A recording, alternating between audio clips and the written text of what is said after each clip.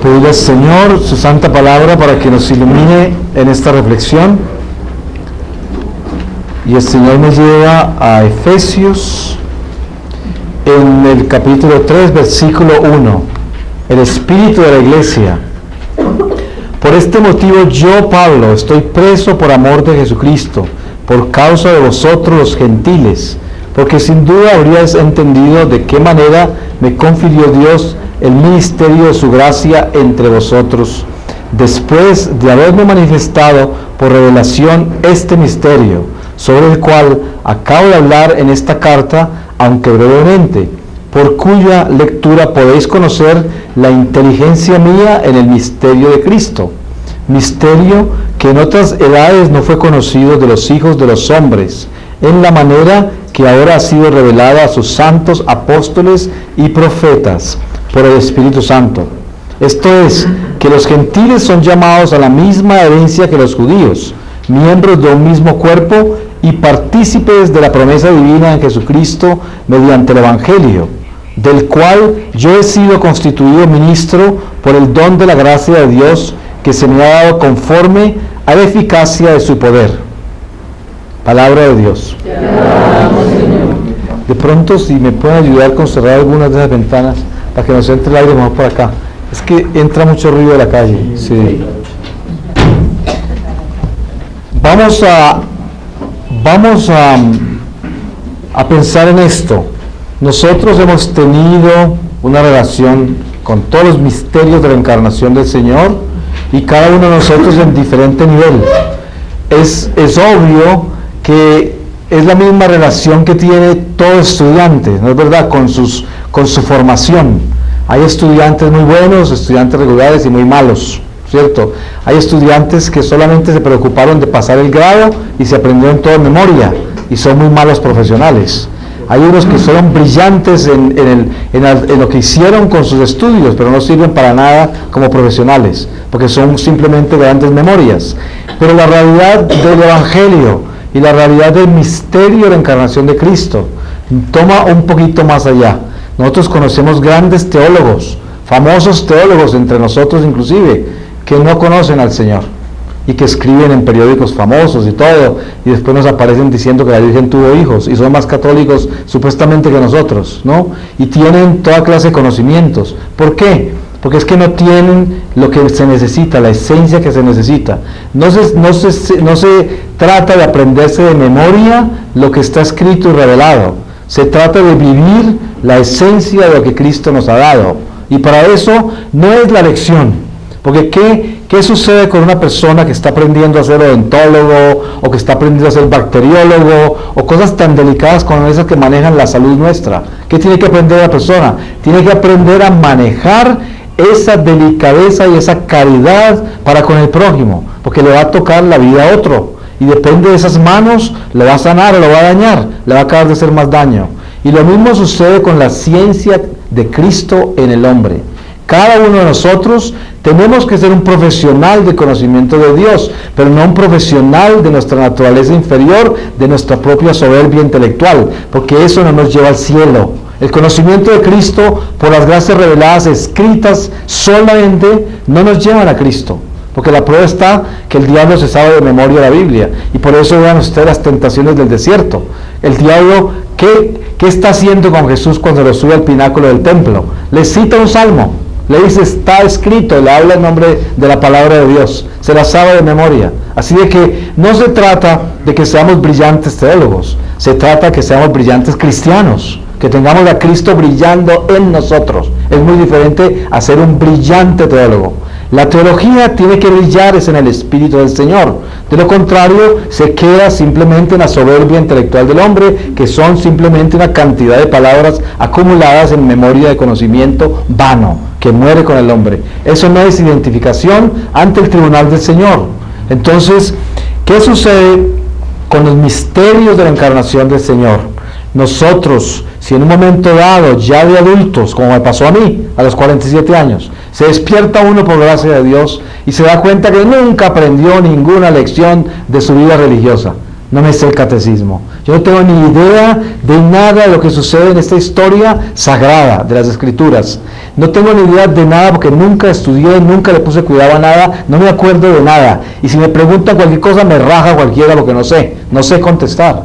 La gran mayoría de los padres católicos no les saben responder a los hijos las preguntas más elementales de la fe, ni siquiera. Entonces, ¿qué sucede? Porque hay una cosa esencial para que las cosas permanezcan en nosotros. Uno es el elemento de la vanidad, que es aquel que colecciona información para impresionar a los demás, porque es el inteligente que llamamos nosotros, ¿cierto? El culto, el educado, ese, que se las sabe todas. Y otro es aquel que lo que aprende lo asimila y lo hace parte de su vida, a ese nunca se le olvida. Y además lo aplica diariamente en sus cosas más sencillas de la vida y en las más complicadas. Y por eso ese siempre tiene la respuesta de lo que aprendió. Y el otro es el que nunca estudia, no le pone cuidado a nada, porque no le interesa, porque no son sus prioridades. Entonces, la ignorancia de nuestra fe es un pecado de omisión gravísimo. Porque si nosotros como católicos no conocemos nuestra doctrina, estamos rechazando un don que Dios nos dio, lo estamos pisoteando.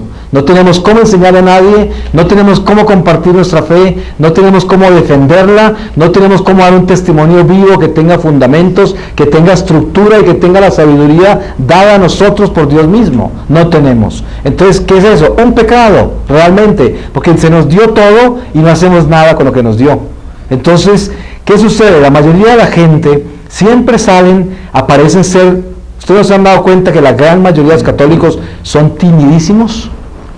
Están en una Eucaristía y hay un sacerdote, alguno quiere leer la palabra, todo el mundo se hace así. De pronto alguien se arriesga a leer.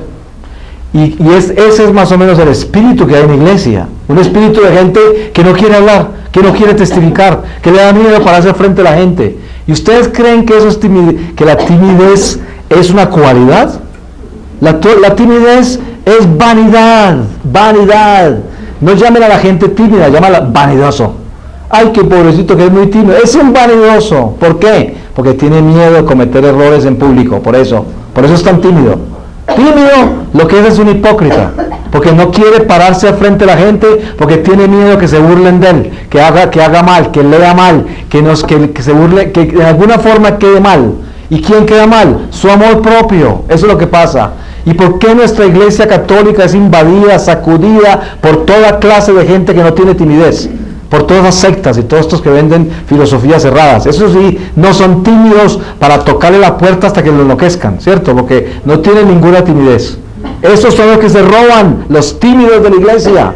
Entonces, la necesidad que tenemos nosotros de despertarnos a las estaciones del Cristo resucitado son inmensas. Porque el Cristo resucitado no mandó a los tímidos a predicar.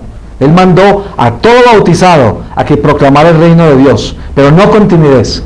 Ustedes nunca leen el Evangelio que Cristo decía, pero cuidado con ofender a la gente, mucho cuidado que no les vayan a dar miedo, a asustarlos, no les hable mucho del diablo, no les llamen pecadores que de pronto se asustan. Ese no es el Evangelio de Jesús. Jesús es muy directo en sus enseñanzas del Divino Maestro.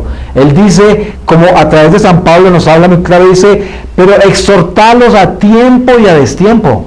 No está diciendo solamente cuando tengas la oportunidad, también cuando no la tengas. Y esto sin faltar a la caridad, porque nosotros nunca podemos hacer nada sin caridad. Por ejemplo, el padre está confesando hasta las 4 de la tarde. ¿Cuál es la forma caritativa de hacer esto? Como somos tantos y de pronto mucha gente va a confesarse, lo más normal es prepararse bien para que sean breves con el sacerdote, para que otros tengan la oportunidad de confesarse, ¿cierto? Pero eso hay que hacerlo con amor. Es una exhortación, con amor. Pero es práctica, es real, es activa, es actual, ¿cierto? Eso es lo que debemos hacer en todo momento de nuestra vida, ¿no?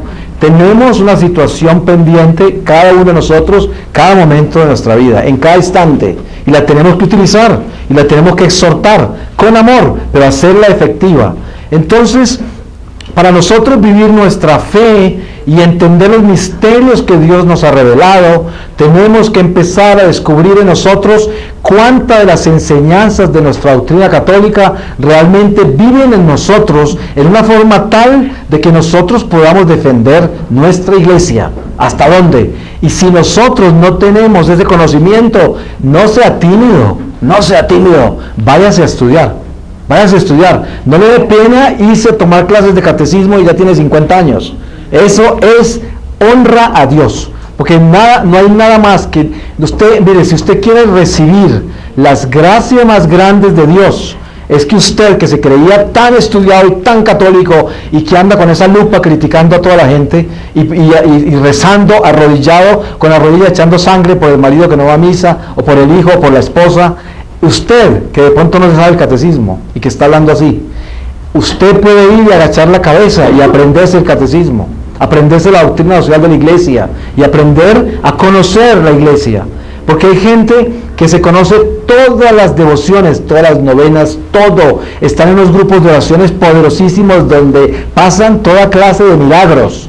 Pero si usted les sacude un poquitico de corazón, los requisa, no se conocen la iglesia, no la conocen. Conocen solamente lo que predican por ahí, se acuerdan de algunas cosas. Y se conocen 2 o 3 cosas que les interesan porque son como demasiado excitantes, son cosas poderosas. Uy, cuando yo rezo esa oración, eso siento que me libero, me da paz. Hasta los niños dejan de llorar en la casa cuando la rezo.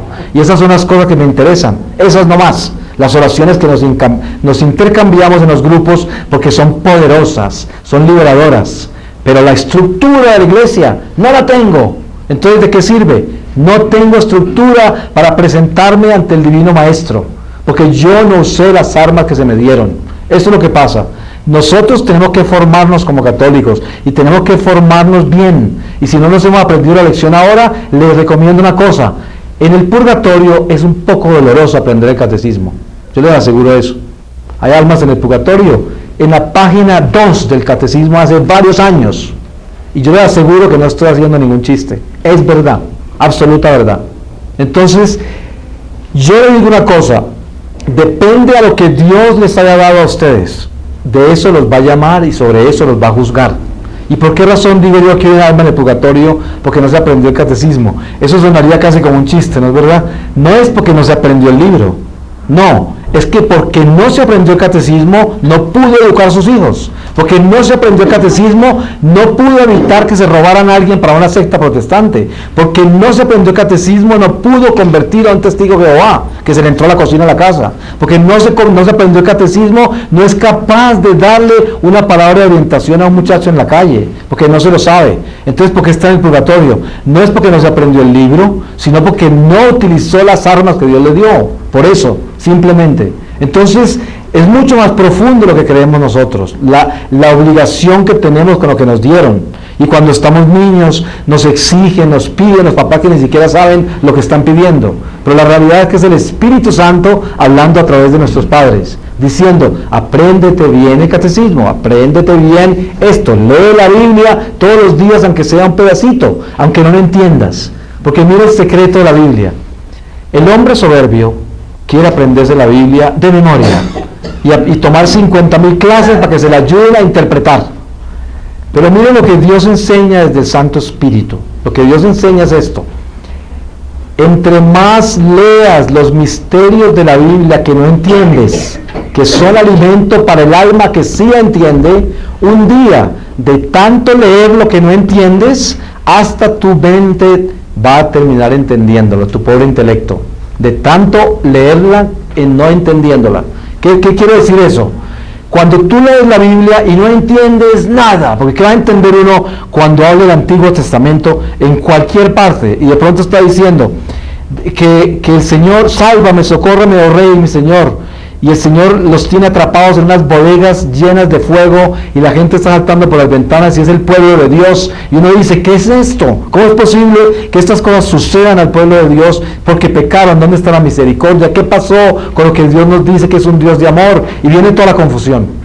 Especialmente el tibio, del que es débil de corazón, del que no tiene suficiente Eucaristía en el espíritu como para sostenerse al frente del fuego del misterio de Dios. Y entonces, ¿qué sucede? El Señor dice, lee esos misterios y haz lo que hicieron todos esos discípulos del Señor que estaban en la montaña escuchándole hablar en parábolas. Y ninguno se quejó. Ustedes leen en el Evangelio alguna vez que alguna persona de la multitud dijo, ¿por qué hablas en parábolas? Los únicos que dijeron eso fueron los apóstoles en privado a Jesús.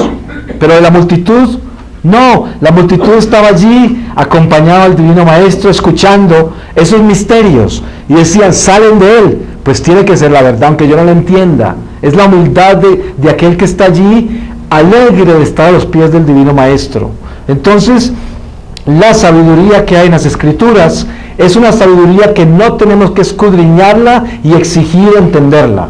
Más bien, con humildad la leemos sabiendo que al pronunciar la palabra de Dios que sale de nuestros labios, se encarna en nosotros y derrota al enemigo en el corazón. Si usted quiere acabar con su depresión, con su tristeza, con su incertidumbre, pero vuelvo a advertir, tiene que estar en gracia de Dios, porque esto no le sirve a alguien que esté en pecado mortal, olvídese. Pero el que esté en gracia de Dios, si usted quiere, se siente triste, deprimido, aburrido, inseguro, porque es la presencia de Satanás en la vida de uno, póngase a leer los salmos en voz alta, caminando por su casa, por donde esté, para que se dé cuenta usted lo que hace la palabra de Dios. Lo sana, lo libera, lo restablece, lo edifica, le da fortaleza, le da luz, le da sabiduría, todo eso se lo da.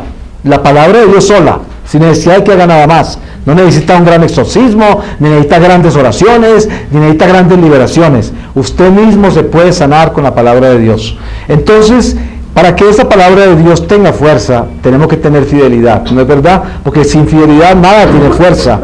Entonces, el sentido de la lealtad a lo que nosotros hemos sido dados como gracia de Dios, que es nuestra iglesia, está sujeto a descubrir en nosotros verdaderamente cuánta iglesia tenemos formada en el corazón. Hay gente que está llena de oraciones que se saben de memoria y se las aprendieron todas. ¿Para qué? Para conseguir cositas del Señor, para eso, como limosneros, ¿cierto? Llenos de trucos prácticamente.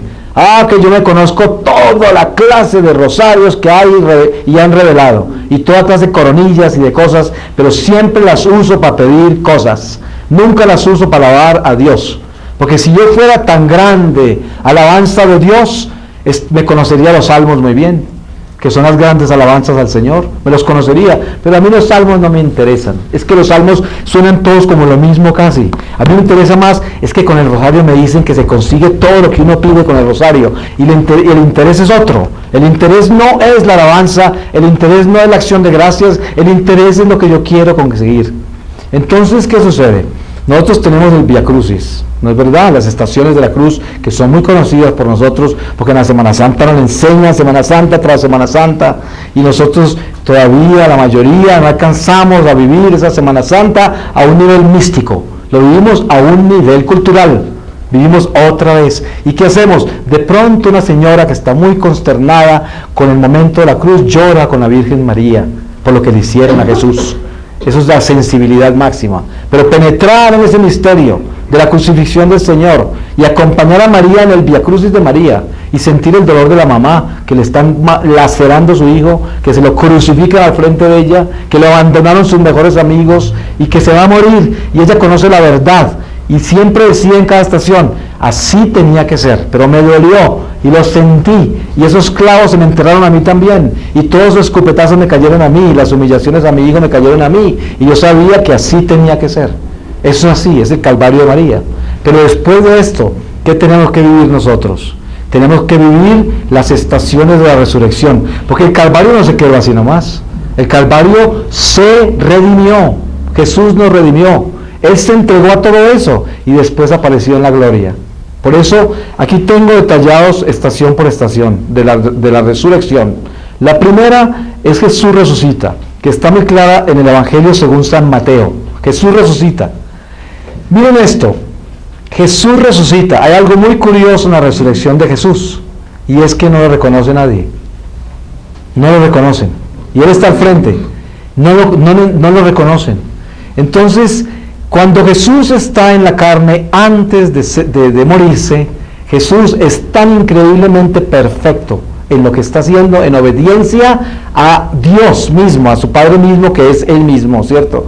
En obediencia a ese Dios que se hace hombre, y se hace exactamente hombre, con hambre, con sed, con cansancio, con tristeza, con dolor, con todo de nosotros. Todo lo vivió, y lo vivió en obediencia. ¿Cómo será la obediencia de Dios hecho hombre? Que Él mismo se fue despertando su divinidad poco a poco. Así de perfecto fue. Ni siquiera era el niño que todavía no hablaba y ya estaba haciendo milagros desde la cuna sin hablar, moviendo las lámparas y todo. Eso no era Jesús. Eso no era el Señor. El Señor no vino a hacer magia. El Señor vino a crecer como hombre y desarrollarse en su divinidad. Y eso está revelado cuando el apóstol dice, después del encuentro del Señor en el templo que se perdió, ¿qué dice el apóstol cuando se fue y se desapareció por 18 años? ¿Qué se fue a hacer Jesús? Se fue a crecer en obediencia, en sabiduría y a despertar su divinidad. O sea, que el Señor se fue despertando a su divinidad poco a poco, viviendo como hombre. ¿Y cuál fue el encuentro total de la divinidad? En la resurrección, cuando se va hacia el Padre. Es el encuentro total.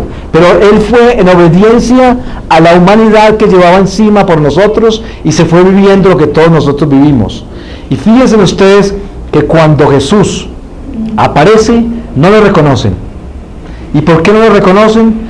Porque el Señor ya había pasado el umbral de su humanidad y se había divinizado y su cuerpo estaba transfigurado. Era el mismo cuerpo que vieron los apóstoles en el monte de la transfiguración, que fue un aviso de lo que llegaba, de lo que venía. Y por eso le dijo a sus 3 apóstoles favoritos no contar, porque les estaba mostrando ya quién era y qué iban a ver después de que resucitara. Y eso era un aviso de la resurrección. Entonces, ese Jesús que resucita, ¿cómo lo van a reconocer si ya está transfigurado? Y su divinidad resplandece por todos lados. Ya no lo reconocen. Y si acaso lo reconocen, ven otra cosa. ¿Cuántas veces nosotros, como dice San Pablo, atiende muy bien a todo el que llega en tu camino, porque tú no sabes cuándo estarás al frente de un ángel del Señor? Porque los ángeles del Señor caminan por toda parte entre nosotros, y uno nunca sabe dónde están y quiénes son, ni en qué forma aparecieron. Porque mire que el mismo ángel del Señor hace las tareas de Cristo también, que vienen, navegan por entre la tierra, se meten por dentro de la carne y hacen cantidades de cosas para el reino de Dios. Y nunca sabe usted cuándo está tratando con un ángel. Por eso es que este camino nuestro es un camino de mucho cuidado, porque todo acá es importante. Todo es importante. Es definitivo en nuestra vida eterna. Entonces, en la segunda estación de la resurrección, los discípulos encuentran la tumba vacía. Está muy clara en el Evangelio de San Juan. Imagínense en esto. ¿Por qué se van los discípulos a buscar a Jesús corriendo? ¿Cierto? Ya les habían avisado que no habían encontrado a Jesús. Las mujeres. Miren ustedes cómo es de absurdo que hoy hay monjas que quieren ser sacerdotes y celebrar la Eucaristía. Porque no entienden cómo es de injusto que la mujer no pueda celebrar la Eucaristía. Algo más absurdo que eso. Es como decir la Virgen María, ¿por qué no fue a mí la que me crucificaron? ¿Cierto? No a mi hijo, ¿por qué tienen que crucificar a mi hijo? No, es que el orden de las cosas es el orden de Dios. Y ninguno es inferior o superior al otro. Cada uno tiene un carisma y una misión en la vida. ¿Qué misión más honrada y más grande que la de la mujer? Y si no, miren a María. Miren a María. Yo le decía a una reunión de señoras en Londres, que me preguntó una de las señoras, ¿cómo hace uno para saber que está siguiendo a María, por Dios santo? Es que es tan difícil. Yo le dije, señora, no es difícil. ¿Sabe cómo hace usted para saber si sigue a María? Mírese en el espejo y fíjese usted muy bien a quién es que se quiere parecer usted más, a la reina Isabel o a María. Eso es lo que tiene que saber usted si está siguiendo a María. Cuando usted se mira al espejo, mírese todo lo que le cuelga, todas las cosas que tiene puestas, y mire a María, a ver cuál de las dos se parece más. ¿Se parece más a la reina o se parece más a la reina de la tierra o a la del cielo? Esa es una de las pequeñas muestras de a quién está siguiendo usted. Y obviamente que yo sé que los atuendos y las cosas exteriores no necesariamente son un reflejo del corazón, porque a veces encuentro unas señoras llenas de maquillaje, llenas de joyas, y tienen un corazón más puro que aquellas que se las dan de humildes y no tienen ni maquillaje ni joyas, y son unos demonios, ¿no? Pero no es eso. La realidad es que estoy hablando de algo específico. Si una persona individualmente, independientemente de las apariencias exteriores, decide buscar la perfección, entonces le toca mirar esos aspectos de su vida, ¿cierto? Porque uno dice, ¿el maquillaje es malo? Bueno, el maquillaje no es malo. Todo depende de lo que usted hace con él, ¿cierto? ¿Para qué se maquilla? Ok, usted se maquilla para atraer a otros hombres, para ver qué pasa con él, okay, qué es lo que está haciendo con el maquillaje. Todo depende, ¿cierto?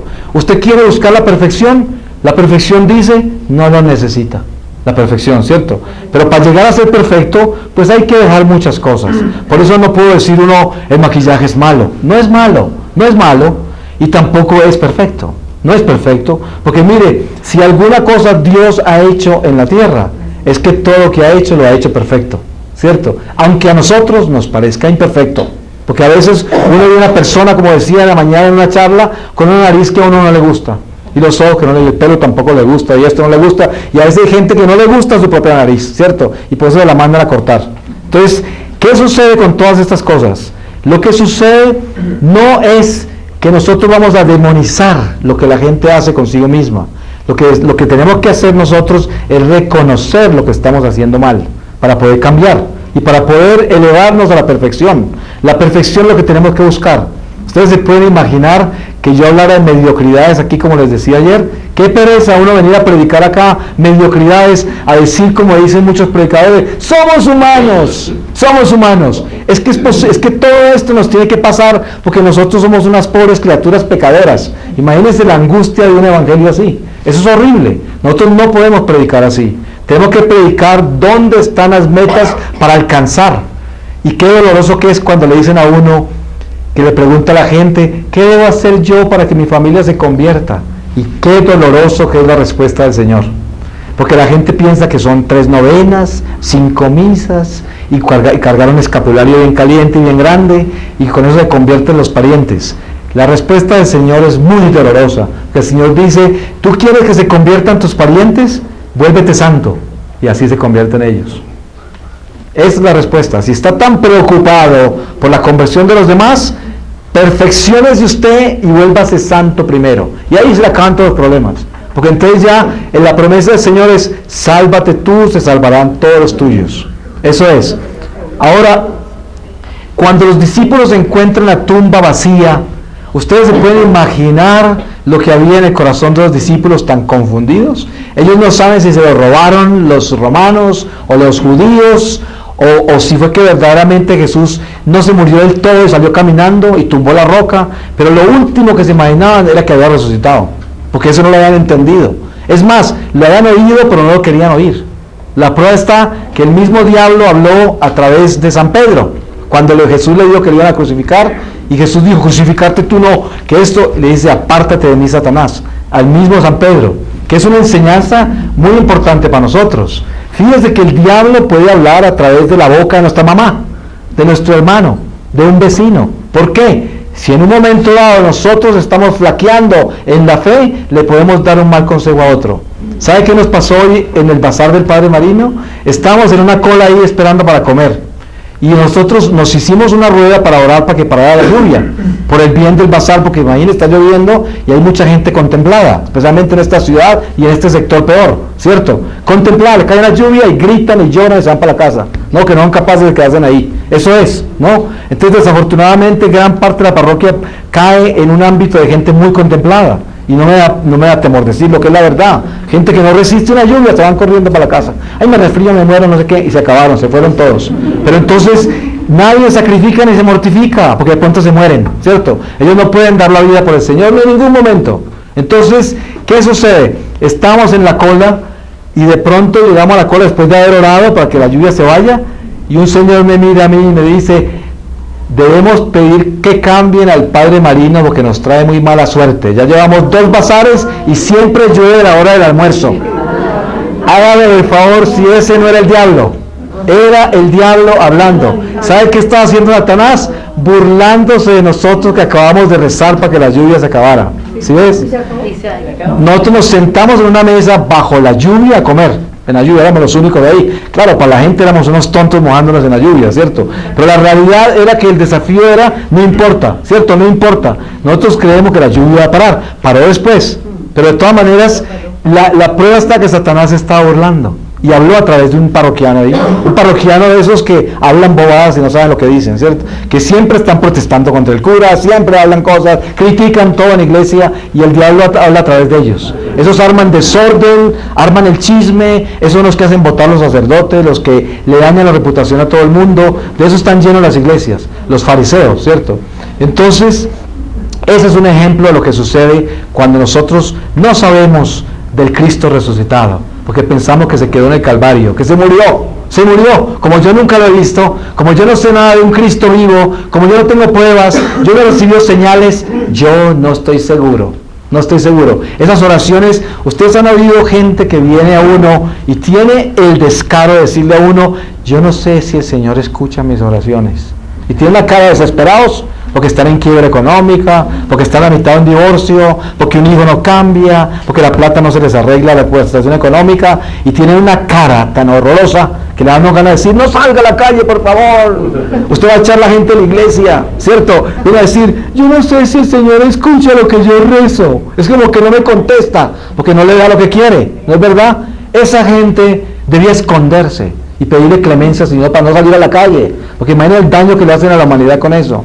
Si entonces uno llamarse católico así, no tiene sentido. Si las oraciones, nosotros no somos unos pordioseros, nosotros somos unos cristianos soldados de Cristo. Y el soldado no tiene por qué estar pidiendo comida en la mitad de la batalla. Si el comandante dice, pueden parar un momento a comer, paramos y comemos. Y si no, seguimos. Entonces hay veces que no nos llega la comida. ¿Por qué? Porque estamos en la batalla. Tenemos que seguir en ese ayuno. Lo que yo le decía a la gente, mire, Dios a veces les da a la gente el privilegio de tener solvencia y abundancia económica. Oh, pobrecitos a los que les da eso. ¿Ustedes se imaginan la responsabilidad de lo que es tener dinero? ¿De lo que es ser rico? ¡Ay! Porque la primera tentación del rico, ¿cuál es? Enamorarse de su dinero, enamorarse. Usted puede ver una persona con 500 millones en el banco, aterrada de que se le va a acabar. Aterrado, muerto de susto que se le va a acabar. Entonces la caridad la tiene toda limitada porque no tiene suficiente y tiene 500, 1.000 millones en el banco. Y así tenga 2.000, 3.000, peor, la avaricia le crece más, porque el diablo le aumenta la avaricia más y más, el amor al dinero. Por eso el Señor dice, más fácil entra un camello. Pero mire, y no es que el dinero sea una maldición, el dinero es una bendición para el pueblo de Dios y para la persona que lo recibió. Pero es que el problema es saberse defender del espíritu del diablo con ese tesoro que tiene, para saberlo repartir para la gloria de Dios, porque no es de nosotros. Y ahora la otra prueba que es peor que esa, la peor de esa, el hambre. La persona que no tiene nada y que Dios no le da nada, y que por mucho que trabaje, que haga esfuerzo y todo, no le llega nada, y hace estudia, se prepara, hace de todo y nunca le sale la abundancia que quiere, ¿cierto? Nunca. La vieron para ahí en el bucecito, nunca pudo conseguir carro, está en una casa alquilada, le toca cambiar cada 3 meses, que la botan de ahí, la sacan de allá, y sigue, esa persona está en una prueba peor que el rico, porque el Señor nos prueba en ambos lados. Él dice, ¿me quieres aun cuando no tienes nada? ¿Cierto? Aunque no te doy nada, ¿me quieres? Y al otro que tiene tanto, ¿te acuerdas de mí todavía a pesar de todo lo que te di? ¿Te acuerdas? ¿Me necesitas todavía? Esa es la misma prueba. La prueba del que no tiene nada y la que tiene mucho es la misma. No se sabe cuál de las dos es peor. Son dos pruebas gravísimamente difíciles. Por eso hay mucha gente que tiene grandes privilegios y ni siquiera se dan cuenta. ¿Sí? Es como el soldado que los llevan para el ejército en tiempo de guerra. Y de repente, por alguna razón, a ese soldado le tocó quedarse en el batallón haciendo municiones. Imagina la gracia que tuvo, no lo van a matar por allá, no tiene que hacer toda esa clase de cosas que hacen los demás, y se quedó haciendo balas, ¿cierto? Es sin saber, y ese soldado de pronto está frustrado porque no lo mandaron a disparar de frente después de que lo prepararon por 6 meses a cómo disparar esos fusiles o esas ametralladoras, porque nadie está contento en el lugar donde está. Y la realidad es que nosotros tenemos que entender las pruebas que Dios nos tiene a cada uno de nosotros para llegar al cielo. Estas son las pruebas. Tenemos que darle a nosotros, al Señor, todos los días esa misericordia para recibir que necesitamos. Decir, Señor, entréganos esa misericordia tuya para nosotros poder dar esa misericordia a nuestro prójimo. Porque de lo contrario no vamos a encontrar el camino. En la tercera estación, el Señor le aparece a María Magdalena en el Evangelio según San Juan. Miren ustedes aquí lo que pasa tan increíble. Yo hablaba de la mujer, ¿cierto? Cómo la mujer se queja a veces cuando hay una esposa que no entiende el honor tan grande que es ser mamá y quiere ser hombre. Y hoy, ¿cuántas mujeres, por la sociedad tan descompuesta y degenerada en que vivimos, quieren ser hombres? ¿Cierto? Entonces, ¿qué sucede? Cuando la mujer no entiende el papel santo que tiene, nunca va a entender esta estación. ¿Cómo es posible que Jesús se le aparece a la mujer que le sacó 7 demonios? Y no se le apareció a la Virgen María, ni se le apareció a San Pedro, que era la roca de la iglesia, ni se le apareció a nadie, sino a María Magdalena. Hágame el favor, a ella le apareció. Obviamente que ella ya era una santa, ella era una mujer convertida y fiel y leal a su maestro. Pero igual era San Juan, igual María, más que nadie, se le apareció a María Magdalena. ¿Por qué? Piensen ustedes este misterio tan increíble. Y cuando Jesús se muere, ¿a quién le hace la última caridad? No, a un ladrón. Sí. Mire, Jesús se despide hacia la muerte salvando a un ladrón y despierta a la resurrección, de la resurrección, aparecérsele a una mujer que era la peor mujer de Jerusalén, ¿cierto? La más pecadora, ya liberada, pero a ella se le apareció. Entonces, ¿cuál es la enseñanza de esta estación? Jesús Nazareno está aquí por nosotros los enfermos. Y mire que nosotros todos, sin excepción aquí, en este salón, estamos enfermitos. Y si nosotros no reconocemos eso, ay, si estamos en problemas. Porque el día que usted se cree que está muy sano, ese día porque se lo comió el patas, ya como dicen, ya se lo llevó. Nosotros estamos enfermitos. Piense bien y verá todos los males que tenemos, la cantidad de pecado que hay en nosotros. No lo cometemos porque no somos capaces de atrevernos. Ojalá que sea por miedo a pecar. La mayoría de las veces es porque ni siquiera podemos hacer eso. Pero la realidad es esta. En nosotros hay un potencial de pecado ilimitado. Por lo tanto necesitamos ayuda cada uno de nosotros. Y aquí no se escapa nadie.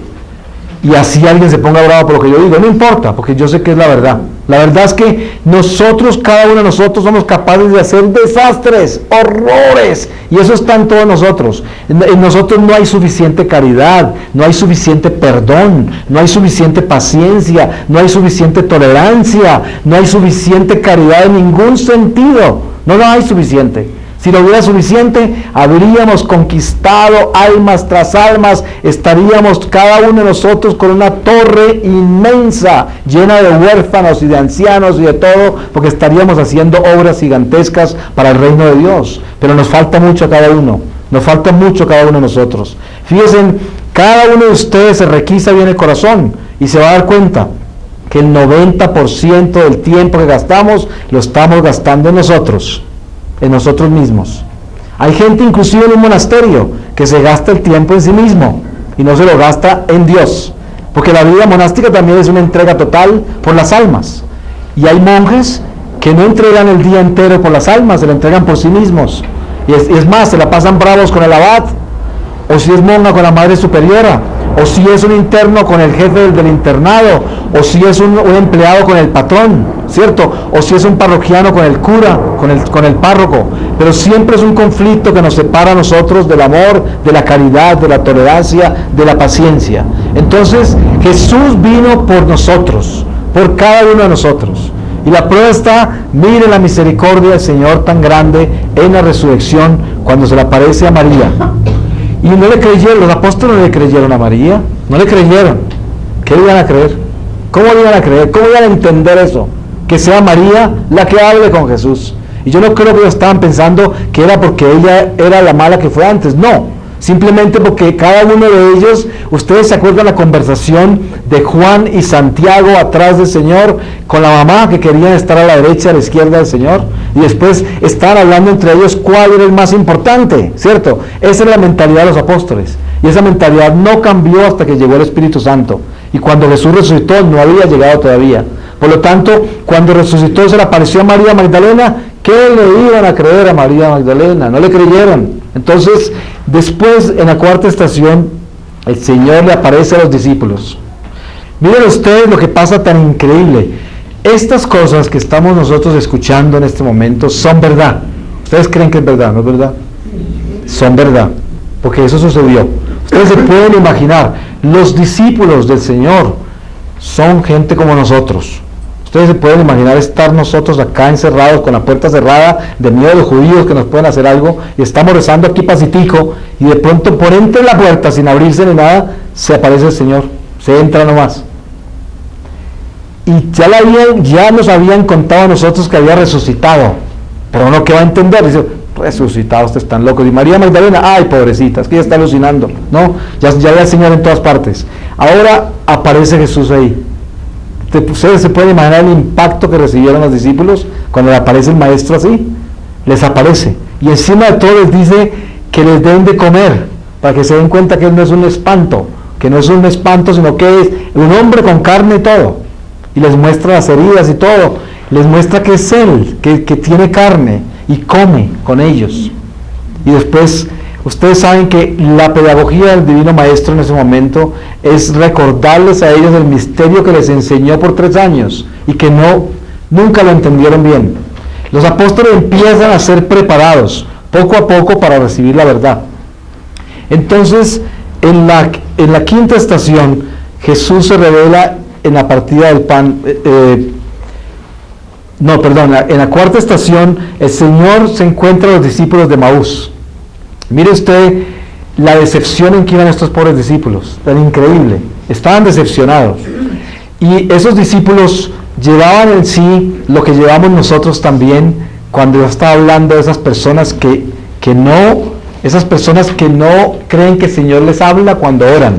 Esa no es ninguna diferencia, ¿se da cuenta? Es como los discípulos de Maús que decían, se murió, lo mataron al gran profeta, el que nos iba a salvar, y lo mataron. ¿Qué querían decir con eso? Pues que el profeta ese no había subsistido, o sea, se acabó, qué tragedia tan horrible, lo mataron. Es como si hubieran matado la esperanza, ¿cierto? No tenían esperanza. Y se encuentran al Señor, porque por eso decían los que ardía el corazón en el camino de Maús, porque era un ejemplo de lo que es la falta de fe tan increíble. Luego Jesús se revela en la partida del pan. San Lucas explica este pasaje con mucha belleza, ¿cierto? El pasaje anterior era de San Lucas también. En este pasaje que Jesús se revela a los discípulos de Maús, de nuevo, Jesús no era reconocido ya por la transfiguración en que estaba, pero cuando Él parte el pan, obviamente que Él les da la gracia a ellos, que si no, no lo hubieran visto tampoco.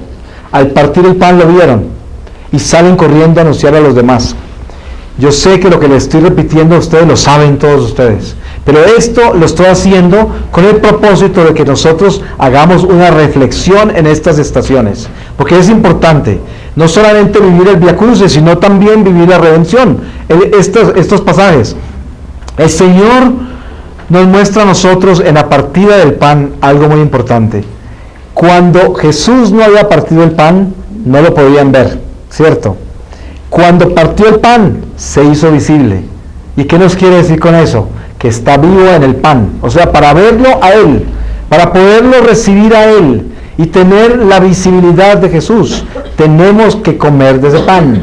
Al comer de ese pan, encontramos la visibilidad de Cristo en nosotros. Ese es el primer regalo que nos da a nosotros en la primera consagración del pan después de la resurrección. Fíjense que Él consagró el pan antes de ir al huerto de los olivos.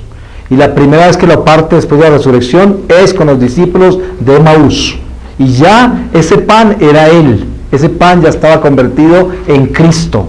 Y por eso lo vieron únicamente al partir el pan. Apareció Él al partir el pan. Ahora, después de esta estación, el Señor le aparece a los discípulos otra vez, que es cuando el Señor pone a prueba y confirma a Santo Tomás, esta gracia tan grande que le da de decirle que solo aquel que cree sin ver tiene la gracia y el amor de Dios, porque aquel que no cree, sino cuando ve, pues no está en la gracia del Señor. Es la falta de fe tan grande, ¿cierto? Sin embargo, en Santo Tomás el Señor nos enseña a que en nuestra humanidad existe un Tomás. Ya no existe Santo Tomás como existía en ese momento, porque el Señor lo redimió en ese momento. Él se arrodilló y lo reconoció como el Señor, y le dijo, Señor mío y Dios mío, ¿cierto? Él lo redimió completamente. Pero en nosotros, en muchos de nosotros, todavía hay un Tomás. todavía hay un Tomás. Y ese Tomás no se ha sanado en muchos de nosotros, porque solamente vemos a Jesús cuando Jesús aparece a ayudarnos, únicamente, cuando las cosas nos salen bien. Y eso, que le damos gracias al Señor en el momento que se hace el milagro, pero a los 10 minutos nos olvidamos, porque ya lo damos por, era que tenía que pasar ya, prácticamente era como algo natural de recibir, algo que nos merecíamos prácticamente. Entonces, cuando el Señor les da en esta estación sexta, también está con San Lucas, y la siguiente es de San Juan, que es la séptima, cuando el Señor les da el poder de perdonar los pecados. Miren que antes de Jesús resucitar, los había enviado a predicar, y los había enviado sin mochila, les había dicho, no lleven nada, ¿se acuerdan? Se había dicho, los mandó a vivir en fe, porque los estaba preparando a vivir en fe. Los estaba preparando a vivir en fe, no lleven nada, porque el trabajador merece su salario, les decía. Y donde no lo reciban, sacudas en el polvo de los zapatos, y todo esto les dijo. Y después, cuando regresaron los apóstoles, están todos asombrados de las cosas que hicieron. Y el Señor les explicaba todo esto. Miren que el Señor, en esta oportunidad, cuando ya ha resucitado, les da el poder de perdonar los pecados. Y les da semejante capacidad tan grande que les da, pero antes de Él mandarlos a hacer eso, los mandó, cuando Él se fue al cielo, les dijo que tenían que ir a orar por 9 días, ¿se acuerdan? Porque este orden que les dio de ir y de pregonar su reino, y del poder que les dio a perdonar los pecados, no se podía ejecutar hasta que Él les enviara el Paráclito. Entonces, el poder que le da de perdonar los pecados es el gran conflicto que tenemos con las sectas nosotros. Fíjense que Martín Lutero se rebeló y Calvino contra este sacramento, y decían que no necesitamos intermediarios para llegar a Dios. Esa es una de las primeras rebeliones de Martín Lutero. Entonces, ¿qué sucede? La Iglesia nos muestra a nosotros la sabiduría de lo que Dios nos enseñó.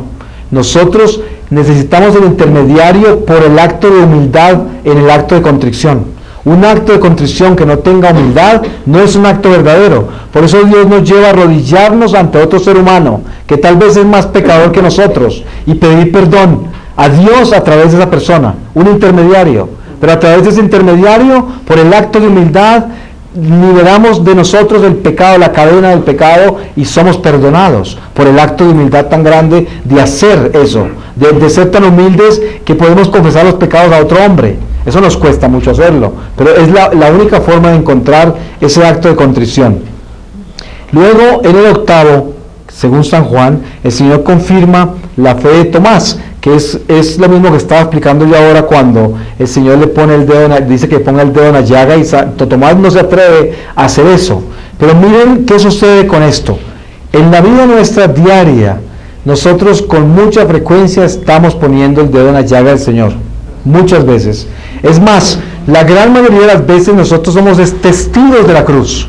Nosotros no somos crucificados. Nosotros estamos lamentando que el Señor esté ahí, y nos duele ver al Señor en la cruz y decir, ¿cómo es posible que el Señor se haya crucificado por mí? Pero lo que no entendemos nosotros es que eso fue una enseñanza que Dios nos dio para que nosotros llegáramos al cielo, para que hiciéramos lo que Él hizo. Él lo hizo por nosotros, pero ¿para qué? Para mostrarnos lo que teníamos que hacer nosotros. Dios no necesitaba hacer esto para Él solo, porque Él es Dios y Él lo creó todo. Él lo hizo para que nosotros lo hagamos. Es que eso es algo, mire, suena como una repetición de la repetidera, pero si nosotros no entendemos esto, le aseguro que esta lección la tienen que aprender en un lugar muy doloroso. Hay que entender este misterio. Jesús se encarnó y se hizo hombre únicamente para que nosotros hagamos lo que Él hizo, nada más. Porque haciendo eso nos salvamos. Para eso lo hizo. Él no nos vino para mostrarnos su poder y para desplegar milagros y para resucitar muertos solamente. Eso no. Él nos vino a decir, todo eso lo pueden hacer ustedes y mucho más. Pero tienen que hacer lo que yo hago, hacer exactamente eso. Y qué difícil que es para un cristiano entender esto. Hacer esto, crucificarme yo, hacer esto, perdonar, voltear la otra mejilla y hacer esto que no me piden la camisa y entrego la capa, como dice San Pedro. Hacer todo esto como Jesús lo hizo, qué difícil que es eso. Pero ese es el camino de la cruz. Y eso es lo que Jesús vino a enseñarnos a nosotros. En Santo Tomás, eso es lo que le enseña. Haga todo lo que tiene que hacer. No pregunte por qué. No pregunte. ¿Cuál es el mejor empleado? El empleado fiel, el que no pregunta por qué le dan las órdenes, ¿no es verdad? Usted dice, mire, fulanito, hágame el favor y me recoge tal cosa, me lleva tal otra, me lleva tal otra. Si ese empleado vuelve y dice, ¿y por qué? Pues ese empleado lo está desafiando. ¿Cuánto dura en el trabajo? No dura mucho, le aseguro, ¿cierto? Pero si ese empleado siempre se va a cumplir con sus órdenes y nunca reniega y lo hace todo cumplido, eso es lo que Jesús nos pide a nosotros, que nosotros sigamos este misterio de la vida en que estamos, que no entendemos y no preguntemos por qué. Sigamos calladitos por acá, obedezcamos al Señor y vamos a llegar a la casa, llegamos a la casa, pero no nos preocupemos por interpretar el misterio de la vida, porque no es de nosotros interpretarlo. No escudriñar en los misterios de Dios. Si Dios quiere, Dios nos mostrará lo que Él quiera. Dios le va descubriendo a uno. Mire, una de las gracias más grandes reveladas a nosotros por Cristo es que Dios nunca termina. ¿Se imaginan ese regalo? Dios nunca termina. Los ángeles en este momento, toda la Virgen María, todos los espíritus de Dios van eternamente descubriendo a Dios todos los días. Ningún espíritu de Dios sabe que va a ser Dios hoy, en este momento, en la eternidad. No sabe. Dios siempre es nuevo. Dios nunca se repite. Dios es eterno y crea permanentemente y siempre lo descubriremos eternamente. Por eso la angustia más grande de los mismos santos cuando llegan al cielo es que saben que hubieran podido crecer más, pero no por la ambición de ser más grandes que otros o más altos que otros. No. ¿Por qué creen ustedes?